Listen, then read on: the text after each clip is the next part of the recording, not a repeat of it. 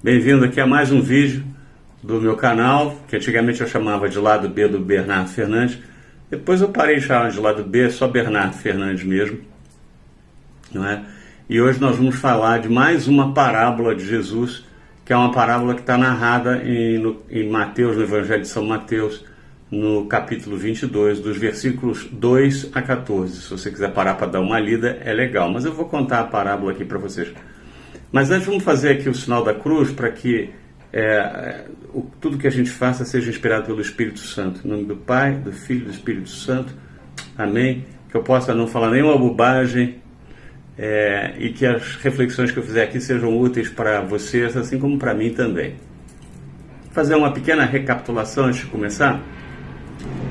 Em alguns dos meus vídeos eu tenho falado sobre o reino de Deus, de um modo geral, né? E eu sempre uso as parábolas de Jesus que falavam do reino de Deus. Era o tema preferido de Jesus. Ele fez 43 parábolas, dessas 43, 13 delas começavam com a frase: o reino de Deus é como, ou então o reino de Deus se compara a... Ou seja, em 13 parábolas das 43, ele explicou como é que era o reino de Deus. E ele usava histórias muito simples para ele passar gradativamente esses conceitos que são complexos. Por quê? A parábola, o que é uma parábola?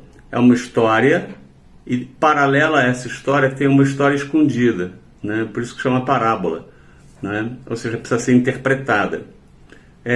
A parábola ela é uma ferramenta de ensino maravilhosa, porque ela apela para as emoções, ela faz com que as pessoas se identifiquem, ela faz com que as pessoas vejam ali as dores. Eram histórias sempre contadas ali em situações que remetiam à vida das pessoas que estavam ouvindo Jesus. A parábola de hoje é uma festa de casamento. Todo mundo já foi a uma festa de casamento, não é verdade?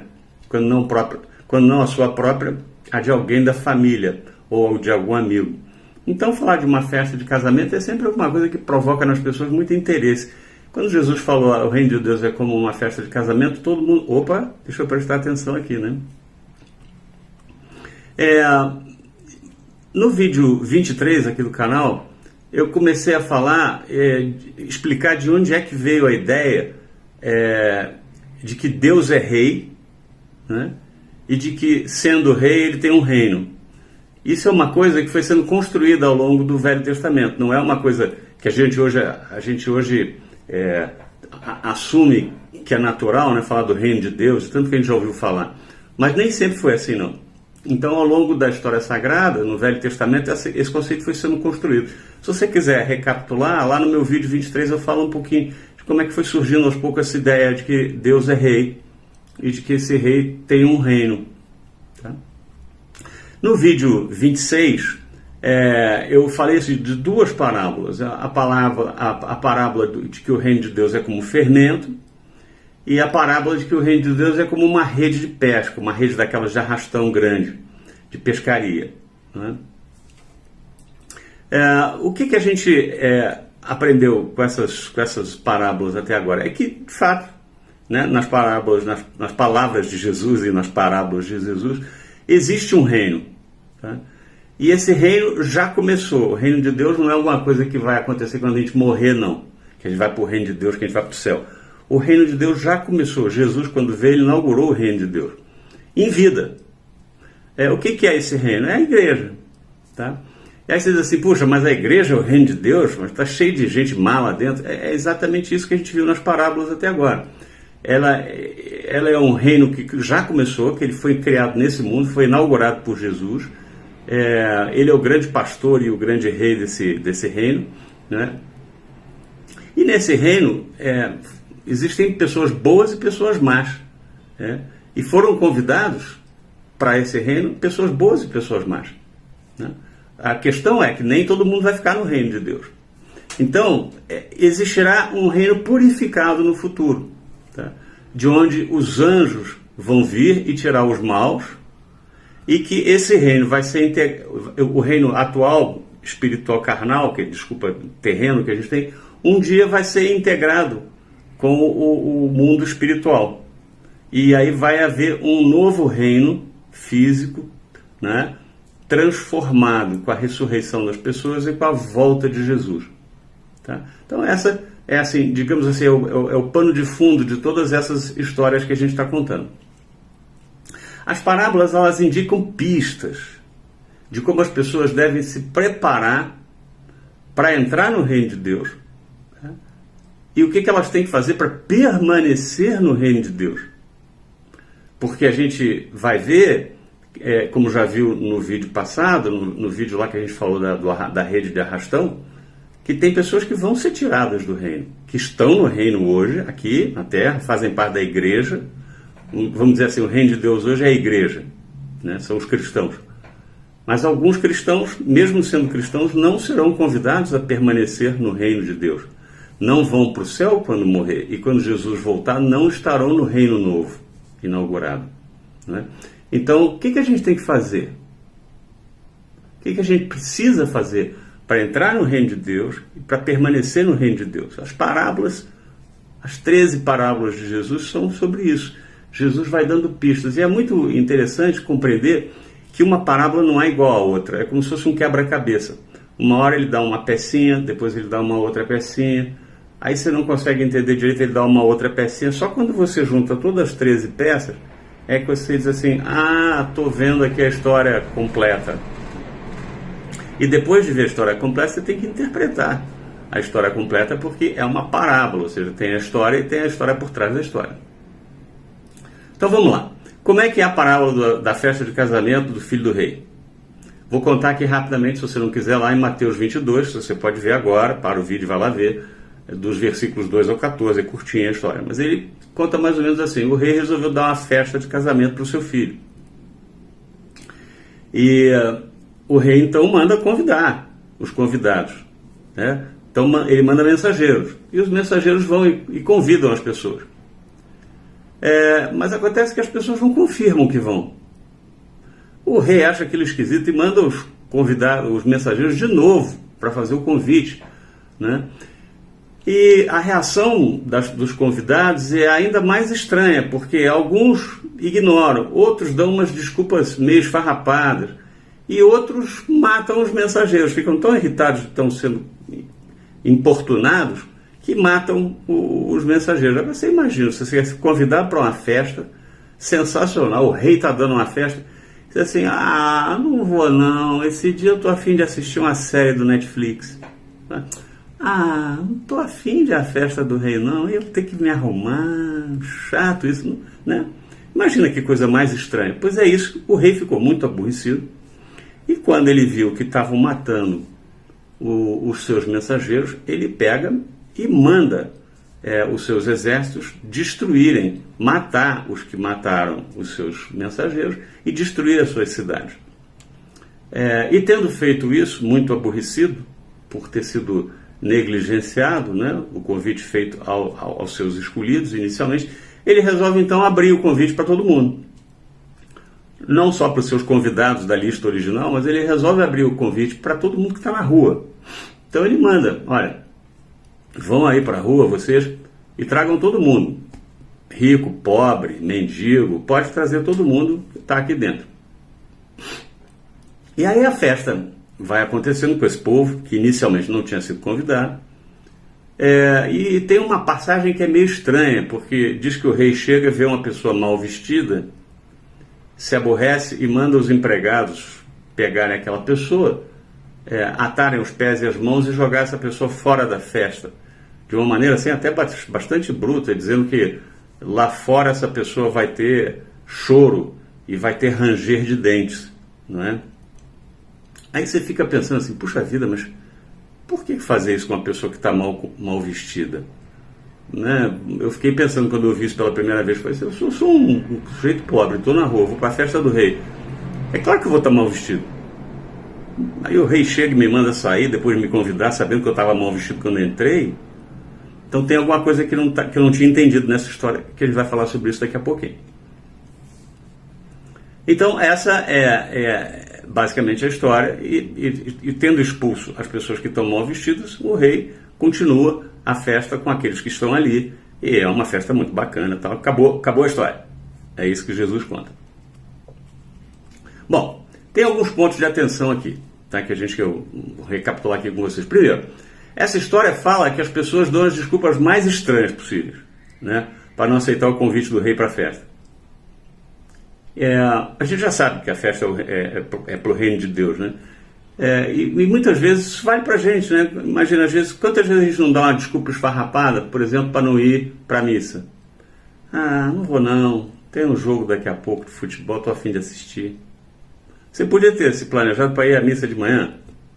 Não podia? Você podia ter se planejado, mas você não vai, porque, estou afim não, missa às 7 horas da noite. Quem disse que a missa é às 7? Podia ser às 7 da manhã, podia ser ao meio-dia, podia ser, né?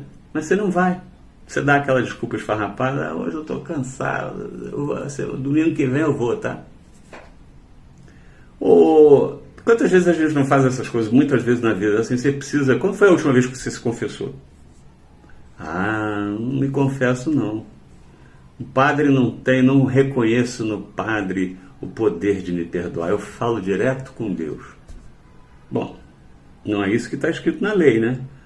A lei está escrito lá que tem um mandamento que você pode, tem um sacramento que você pode conversar com Deus e pedir o perdão através do padre. Mas não estou afim não, vou não. Padre, estou fora. Ou então quando você diz assim, eu amo a Deus sobre todas as coisas e ao próximo como a mim mesmo, mas eu não dou mão a pobre. Ou então você passa na rua, o pobre te perde um dinheiro, você fecha o vidro do carro, aí você fala, essa cidade é tão violenta, né? Tá vendo o coitado ali, tá sem roupa, tá sem nada, você tá com um saco de biscoito aqui do lado. Essa cidade, não vou abrir não, esse sinal aqui, meu cunhado foi assaltado semana passada, não vou não. Então a gente vai fazendo essas coisas ao longo da vida da gente, né? Para não aceitar o convite de Deus. Mas particularmente nessa história, tá? Quando o rei manda os seus empregados, os seus mensageiros convidarem as pessoas que estão na lista, na verdade está fazendo uma relação, uma referência à relação de Deus com o povo judeu. Ou seja, na história do povo judeu, havia a previsão de que o Salvador seria judeu e que o povo judeu é o povo escolhido de Deus, né? E que haveria um Messias, um rei que governaria sobre todas as nações com um cetro de ferro. Então, os primeiros convidados, aqueles a quem o rei mandou buscar, é o povo judeu, né? Tanto que você vai ver durante a pregação de Jesus, boa parte da pregação de Jesus ele faz só para os judeus. Ele não sai pregando aos gentios. Ele sai pregando para os judeus, porque ele veio para os judeus em princípio. Mas ele foi preterido, né? Ele foi morto. Então, ele manda os seus discípulos, em seguida, fazerem um convite para outras pessoas, para o resto do mundo, né? Não mais para o povo judeu, mas para todas as pessoas, para todos os povos. Tá? Então, tem aqui uma correlação direta entre essa história e a história do reino de Deus. Ou seja, Jesus pregou primeiro para os judeus, mas ele não foi ouvido. E é interessante, né, quando ele conta essa parábola, ele tinha acabado de entrar em Jerusalém, ia ser morto em seguida. Ele foi muito bem recebido pelo povo, né? Lembra da história que ele chegou num burrinho e as pessoas o receberam com palmas e cantavam Viva o Rei dos Judeus, não é? E os líderes acharam aquilo muito desagradável, né? Então ele foi bem recebido pelo povo em geral, mas muito mal recebido pelos líderes que tramaram a sua morte. E ele começa essa pregação, tá? Pensando nos judeus, mas depois ele amplia a pregação, que tem uma correlação direta com essa parábola, né? Outro ponto de interesse, dá licença aqui só um minutinho, outro ponto de interesse aqui dessa história é que ele conta que alguns convidados se irritaram tanto com o convite que eles chegaram até mesmo a matar os mensageiros, né? Essa é uma outra referência que Jesus está fazendo ali, à morte de muitos dos profetas que foram enviados ao povo judeu, ao longo da história, não é? E aí, particularmente, no caso ali da história recente de Jesus, a morte de João Batista, o último dos profetas, não é? Na tradição cristã. E ele não se refere, ele aqui, Jesus, ele não está falando, nessa parábola, não está falando da morte dele. Ele não se trata como um profeta, não. Ele está fazendo menção à morte dos profetas, particularmente de João Batista. Aqui também conta, a gente vai ver que o rei ele se aborrece quando ele percebe que o povo matou os seus mensageiros, ou seja, seus profetas, né? Ele manda os seus exércitos para matar os assassinos e destruir as suas cidades. Assim, nossa, mas isso é só uma metáfora, né? Não foi assim, não, isso não aconteceu. Não, é super interessante porque isso de fato aconteceu. Então, dentro dessa parábola tem um pouco de profecia. Porque a gente tem que recordar que no ano 70 da era cristã, ou seja, Jesus morreu ali com 30 e poucos, né? Tem ali um problema de fixação da data, do início da data dos cristãos, mas Jesus morreu ali por volta de 30 e poucos. Mas no ano 70 da era cristã, os romanos, o exército romano invadiu Jerusalém e arrebentou Jerusalém inteira, derrubou os muros, queimaram a cidade, mataram gente à beça, exterminaram seus moradores, foi terrível. Então, e esse pedaço da parábola que Jesus diz, o rei se aborreceu e mandou o seu exército para derrubar a cidade, já aconteceu. Não é uma metáfora, não. O exército que Deus mandou não era o seu exército, mandou o exército inimigo, né, o exército romano, e o exército romano aniquilou Jerusalém. Né, uma espécie de castigo pela morte de Jesus no entendimento dos cristãos e dessa parábola aqui. Então, é interessante a gente ver que essa parábola aqui, ela fala, desculpa que eu estou com um pouquinho de coriza, o tempo está mudando aqui em São Paulo, então de vez em quando eu faço uma fungação aqui. A parábola fala do tempo de Jesus, né? Jesus se refere ao tempo dele ali, contando a história, mas também faz uma previsão para 40 anos depois, né? Quando haverá, é uma profecia embutida, né? E também ele fala do reino de Deus no futuro, como é que vai ser no futuro, né? Ou seja, a festa de casamento, para a qual o mundo inteiro vai ser convidado, é uma festa que depois ele vai explicar melhor em outras parábolas, mas é uma festa, é a volta de Jesus, não é?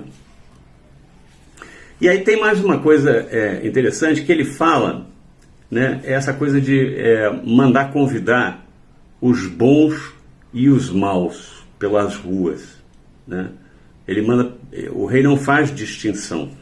E isso é uma coisa que a gente já tinha visto na parábola passada, no vídeo passado, quando eu falei da parábola da rede de pesca, né? Lembra que os pescadores saíram no barco, eles jogam a rede de arrastão no mar e eles pegam todo tipo de peixe, todo peixe bom e o peixe ruim. E aí a explicação que a gente deu que aquela rede era o reino de Deus, ou seja, a rede jogada é o evangelho pregado por Jesus. Jesus inaugurou o reino de Deus, tanto que ele fala, eu sou o reino, né? Ele inaugurou ali o evangelho. Então ele jogou a rede para todo mundo. E nessa rede vieram peixes bons e peixes maus. E o que ele falou naquela parábola? Que os pescadores vão para a praia, né?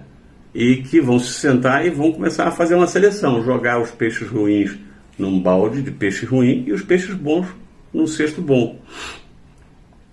E os peixes ruins vão ser jogados fora, né? Então, interpretando essas parábolas, né, assim, quem são esses pescadores? São os profetas, são, na verdade, os discípulos de Jesus, perdão, não os profetas, os discípulos de Jesus, né? E mais tarde a própria igreja, né, formada ali, que é a rede, né? Mas a seleção, como é que vai ser feita a seleção? Jesus diz que os anjos vão vir, e selecionar, tirar ou separar os bons dos maus, o joio do trigo. Não nessa parábola, mas ele fala isso depois, né? Então, é interessante ver que naquela parábola da rede de pesca, ele já falava que na rede tem bons e maus. E aqui, nessa festa de casamento, ele também fala que para a festa foram convidados todos, bons, ricos, maus, bons, maus, não tem ricos e pobres, bons e maus, né? Todos que estavam na rua foram convidados a entrar.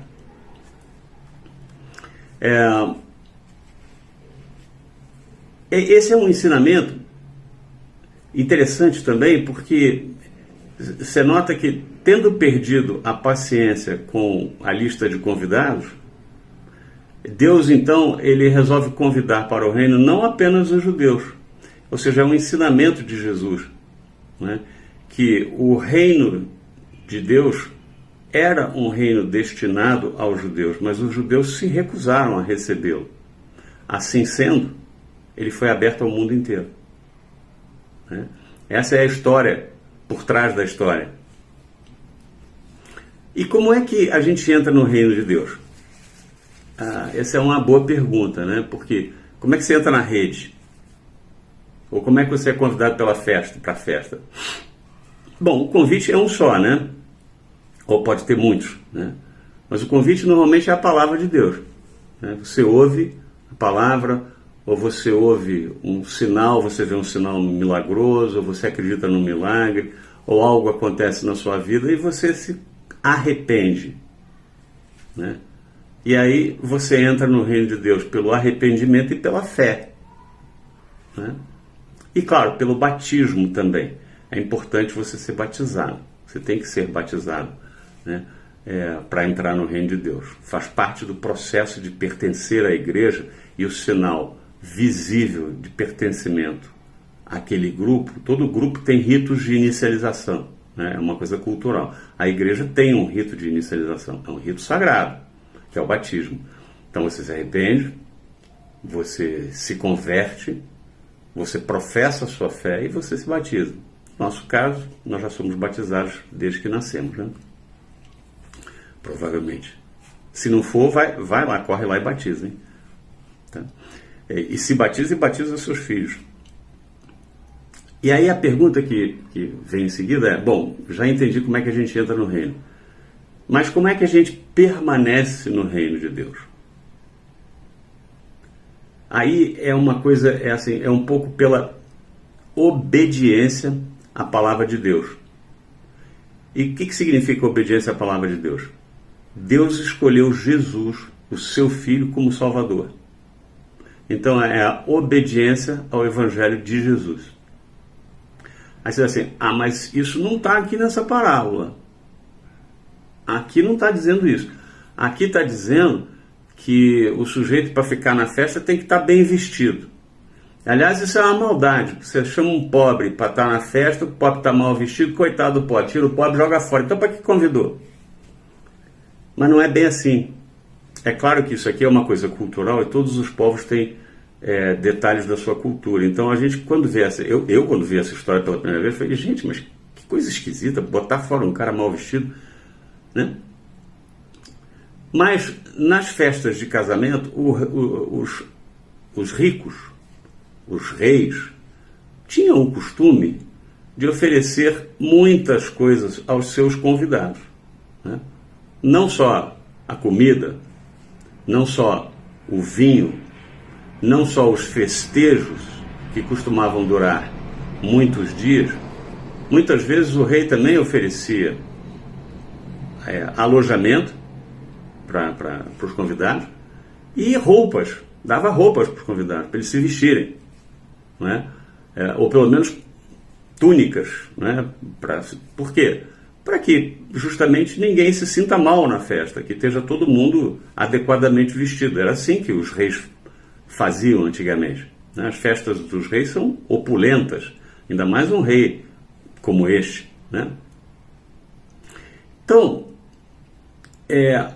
a roupa não é a roupa, essa roupa aqui, né? É a roupa que Deus deu. Ou seja, quando você entra no reino de Deus, na igreja, quando você se arrepende, se converte pela fé, professa a sua fé, é batizado, você recebe uma roupa nova. Que roupa é essa? Tá?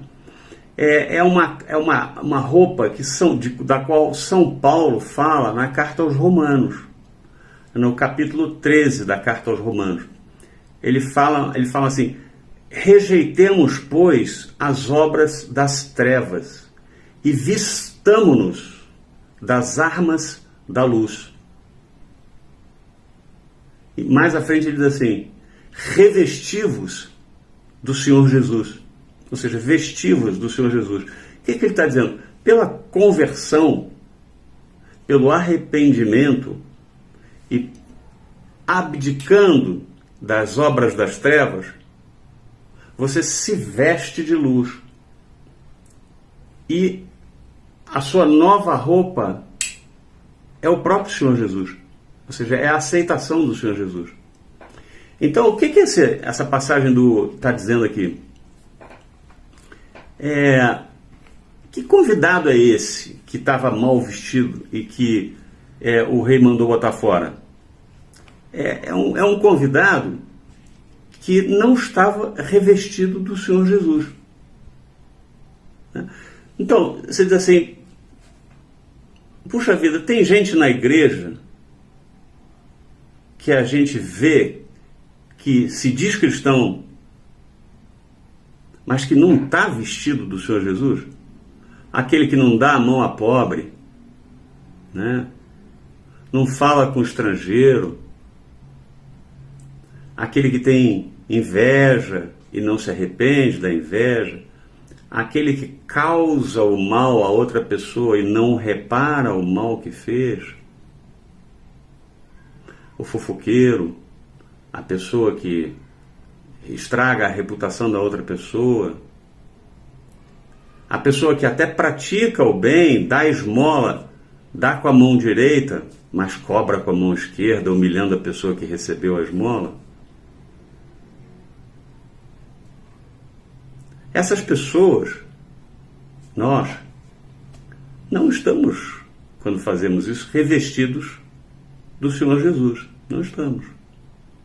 Então nós estamos na igreja, nós declaramos que somos cristãos, mas a gente não se vestiu de Jesus, ou pelo menos não está o tempo todo vestido de Jesus. Aí tem uma outra coisa também, tem aquela pessoa que você deve conhecer que diz assim: eu tenho a minha religião, sabe? Esse negócio de ficar seguindo a esses padres, esse papa, esse negócio todo, isso aí é só coisa de poder. Eu me relaciono diretamente com Deus, só eu e Deus. Não é isso que está na lei. Aí você diz assim: não, mas eu não quero seguir essa lei aí, não. Isso aí é invenção da igreja. Não é isso que está, né? Não é a igreja que inventou isso, né? Isso está escrito em todos os livros do Testamento, do Velho e do Novo, ou em vários desses livros, né? Aquela pessoa que acha que ela é orgulhosa demais para obedecer à lei dos outros. Ela tem a sua própria lei. Não dá muito certo isso, não. Se ela não tiver vestida do Senhor Jesus, ou seja, como é que se veste do Senhor Jesus?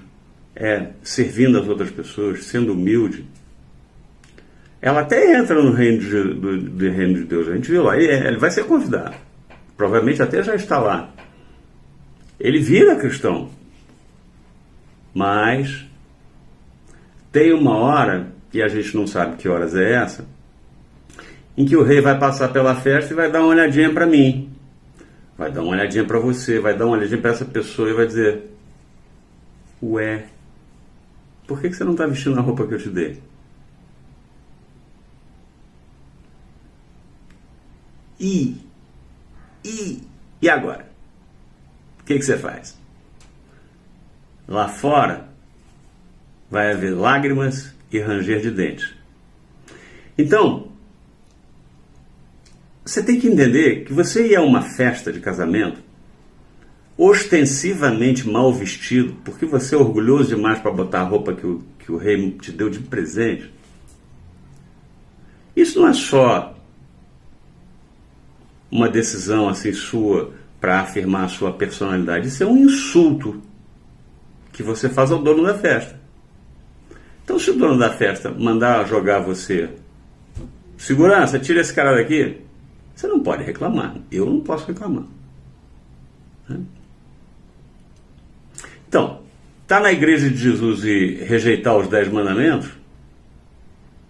Rejeitar, não é desobedecer, porque eu desobedeço toda hora, me arrependo, mas não é desobedecer porque a gente é fraco. A minha mãe dizia, a carne não é fraca, a carne é burra. Né? Se fosse inteligente, eu obedecia. Mas uma coisa é rejeitar. Isso é uma ofensa. Desobedecer pode ser um erro que você corrige, mas rejeitar não. Tá? Então, eu acho, galera, que a gente tem que ficar ligado. Ainda tem tempo da gente colocar roupa. Eu todos os dias eu penso nisso, especialmente com as falhas, quando eu dou aquela escorregada, que eu sei que eu tirei a roupa. Aí eu falo assim, ai meu Deus, e agora? De novo. Isso acontece muito comigo, não sei se acontece com vocês. Aquele pecado que você sabe que você vai fazer de novo. Você fica até meio sem vergonha, você diz assim, eu estou ficando sem vergonha. Né? E se o rei passar nessa hora? Eu fico me perguntando isso, sabe? A gente não sabe quando é que o dono da festa vai voltar. Então, uma coisa que joga a nosso favor é que Deus dá a graça do perdão. Né? Ou seja, Ele deixa a gente entrar na festa. E Ele até deixa a gente ficar na festa. Provavelmente, se a gente escorregar na vestimenta, no meio da festa, pode ser que Ele mande até um mensageiro dele dizer assim, bota a roupa aí direito, você está mal vestido. Aí você, opa, desculpa, foi mal. Pode ser até que ele faça isso, é a misericórdia de Deus. Ele dá vários sinais para corrigir a gente. Né? Mas tem uma hora que tem que equilibrar a justiça divina com a misericórdia divina. E nessa hora a gente não vai escapar do julgamento. Então, eu sinto muito que eu preciso estar vestido de arrependimento e de obediência. E luto muito contra as minhas sucessivas falhas para não ser pego de calça curta. Né? Então, arrependimento é importante, a obediência aos mandamentos é importante, ser batizado é importante, seguir os mandamentos é importante. Tá? Bom, a gente viu que essa parábola da festa e a da rede de pescadores tem muito em comum, né? A gente viu que nos dois, por exemplo, há mensageiros que convidam para a festa do rei. Na outra parábola, há mensageiros que convidam para a festa do rei e há o convidado mal vestido e vai ser expulso da festa em algum momento de surpresa. Na outra parábola, há pescadores que vão pescar todo tipo de peixe. E o peixe ruim vai ser tirado e jogado fora. O convidado bom vai se alegrar com o rei e com seu filho. Assim como o peixe bom vai para o cesto de peixes bons. Né? Ou seja, nas duas parábolas está claramente indicado que vai haver uma seleção.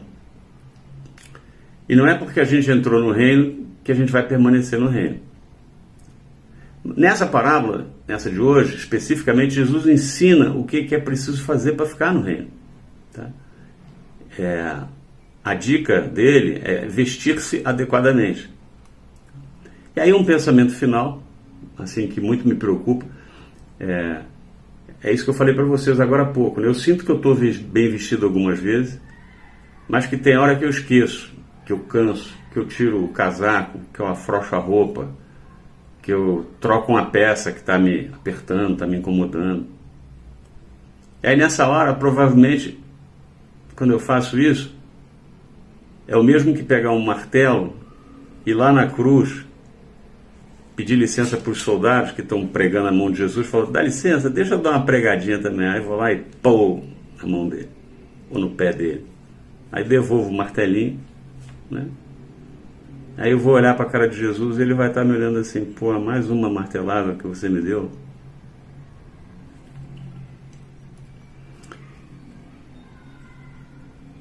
Eu não sei até quando ele vai ter paciência comigo, mas eu tenho fé, né? E eu espero que você também se ligue, que você consiga se vestir, se revestir do Senhor Jesus, como disse o apóstolo São Paulo. A gente sabe que qualquer hora dessa o rei vai passar pelo salão, ele vai olhar para mim, ele vai olhar para você, né? E a gente tem que, se a gente vai fazendo as nossas besteiras pela vida fora, duas coisas: tenta corrigir a besteira, porque mesmo que você seja perdoado pela misericórdia divina, você vai ter que pagar o erro que cometeu, né? E que reparar esse erro. Então você repara esse erro em vida, porque se reparar depois da morte, lá no purgatório, pode ser bem desagradável. Essas são coisas em que eu penso, né? Reflexões que eu faço, que eu queria dividir com vocês aqui. Tá bom? É isso. Olha, um beijo para quem é de beijo, um abraço para quem é de abraço.